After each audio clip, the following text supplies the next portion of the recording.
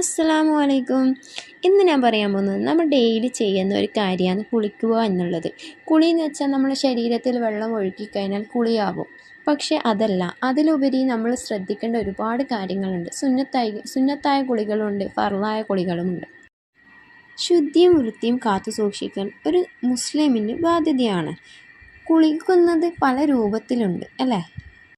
ഈമാനിൻ്റെ പകുതിയാണ് വൃത്തിയെന്ന് നബി സല്ലല്ലാഹു അലൈഹി വസല്ലമ പറഞ്ഞിട്ടുണ്ട്. കുളിക്ക് നമ്മൾ ഇസ്ലാമിൽ വലിയ പ്രാധാന്യം നൽകിയിട്ടുണ്ട്.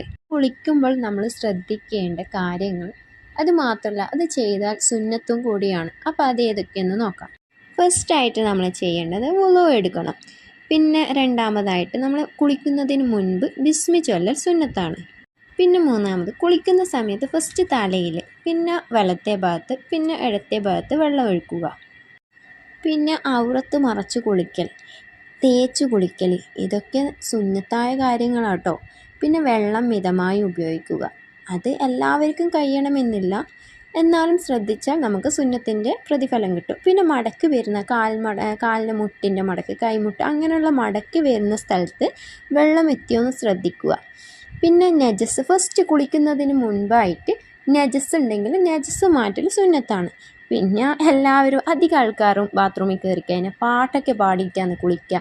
അല്ലെങ്കിൽ പുറത്തുള്ള കാര്യം, നമ്മൾ ഉള്ളിൽ കയറി കഴിഞ്ഞാൽ പുറത്തത്തെ കാര്യം എന്തെങ്കിലും എല്ലാം ഉണ്ടാവും ഓർമ്മ വന്നിട്ട് അത് വിളിച്ച് പറയുക. അല്ലെങ്കിൽ പുറത്തുനിന്ന് ആരെങ്കിലും സംസാരിച്ച് അവരോട് അങ്ങനെയുള്ള കാര്യങ്ങൾ സംസാരിക്കാതിരിക്കുക. പിന്നെ കുളിച്ച് വന്നു കഴിഞ്ഞാൽ അൽഹംദുലില്ല എന്ന് പറയുക. അതുപോലെ തന്നെ വുളുവിന് ശേഷമുള്ള ദുആ ഓതൽ സുന്നത്താണ്. ഇതൊക്കെയാണ് കുളിയുടെ സുന്നത്തുകൾ. ഇനി പറയാൻ പോകുന്നത് നിർബന്ധമായ കുളി, ഫറലാക്കപ്പെട്ട കുളി ഏതൊക്കെയെന്ന് നോക്കാം. ഫസ്റ്റായിട്ട് മനിയ പുറപ്പെടൽ, ശുക്ലം പുറപ്പെടൽ എന്നൊക്കെ പറയും. രണ്ടാമതായിട്ട് സംയോഗത്തിൽ ഏർപ്പെട്ടാൽ, സംയോഗം നമ്മളെ ഇസ്ലാമിലെ ഹറാമാണ്, പക്ഷേ അബദ്ധവശാൽ അങ്ങനെ ഉണ്ടായാൽ നമ്മൾ കുളിക്കൽ നിർബന്ധമാണ്. അതുപോലെ വലിയ ശുദ്ധി, ആർത്തവ രക്തം നിലച്ചാൽ നമ്മൾ അതിന് നിയ്യത്ത് വെക്കണം കേട്ടോ. അത് ചില ആൾക്കാർ നിയ്യത്ത് വെക്കാതെ വെറുതെ കുളിക്കും.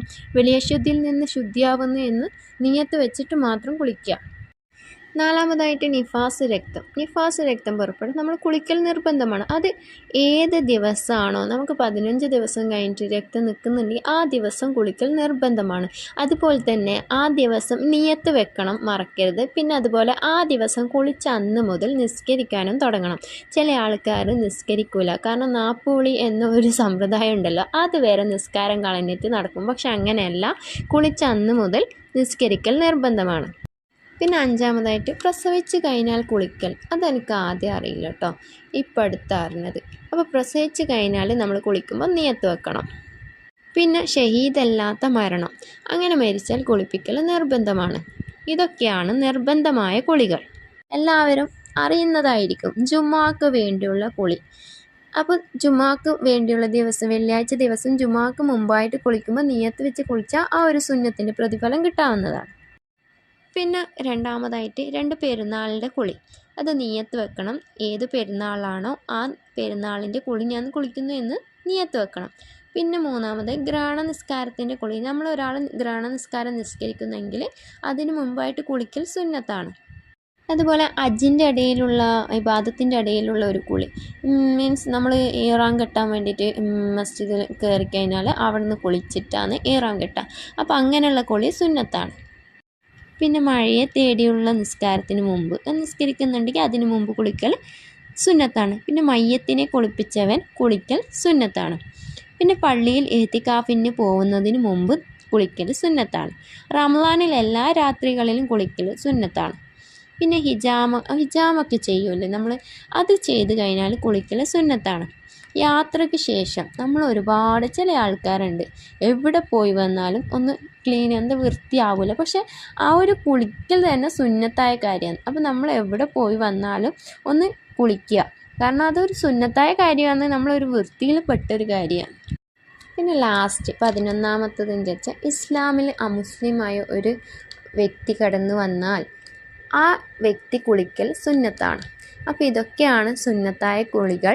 സുന്നത്തായ കുളികൾ 11ഉം നിർബന്ധമായ കുളികൾ 6 10 സുന്നത്തും. കുളിക്കുമ്പോൾ ശ്രദ്ധിക്കേണ്ട കാര്യങ്ങൾ 10 എണ്ണമാണ്.